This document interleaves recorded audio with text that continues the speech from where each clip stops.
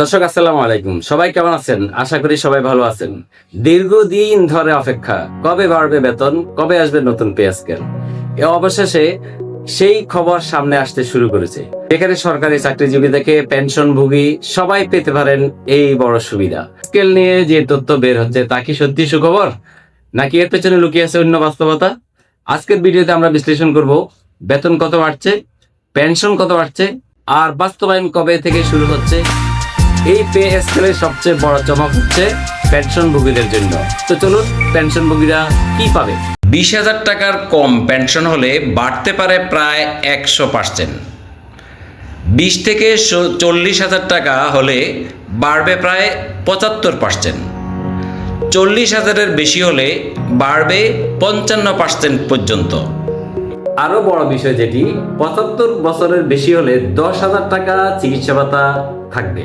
এটা সরাসরি বয়স্ক নাগরিকদের জন্য বড় রিলিফ, বিশেষ করে বর্তমান মূল্যস্ফীতির বাজারে। 3 ধাপে বাস্তবায়ন,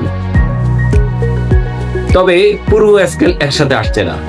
সরকার পরিকল্পনা করছে 3 ধাপে বাস্তবায়নের।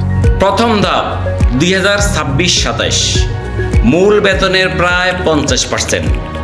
পরের 2 বছর বাকি বেতন প্লাস ভাতা। বাজেটে বাড়তি বরাদ্দ লাগবে প্রায় 30 থেকে 40,000 কোটি টাকা। সরকার সরাসরি চাপ নিতে চাচ্ছে না, তাই ধাপে ধাপে বাস্তবায়ন। কিন্তু প্রশ্ন হচ্ছে, এতে কি কর্মচারীরা পুরো সুবিধা পেতে দেরি করবে? এবার আসি সবচাইতে গুরুত্বপূর্ণ প্রশ্নে, বেতন কত বাড়ছে?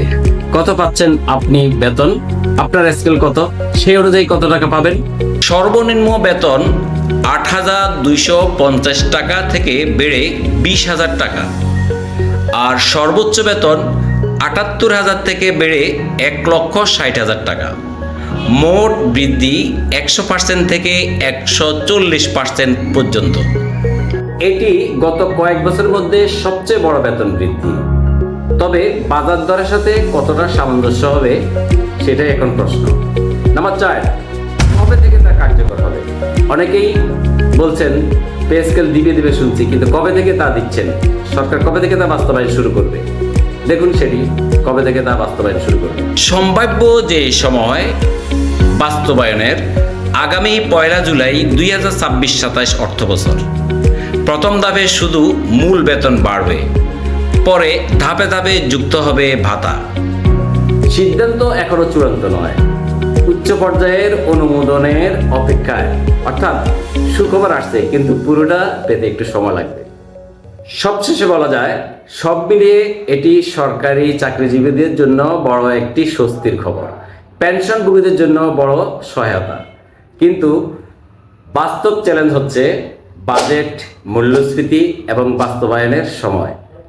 আপনার কি মনে হয়, পে স্কেল কি যথেষ্ট, নাকি আরো বাড়ানোর দরকার ছিল? কমেন্টে জানান।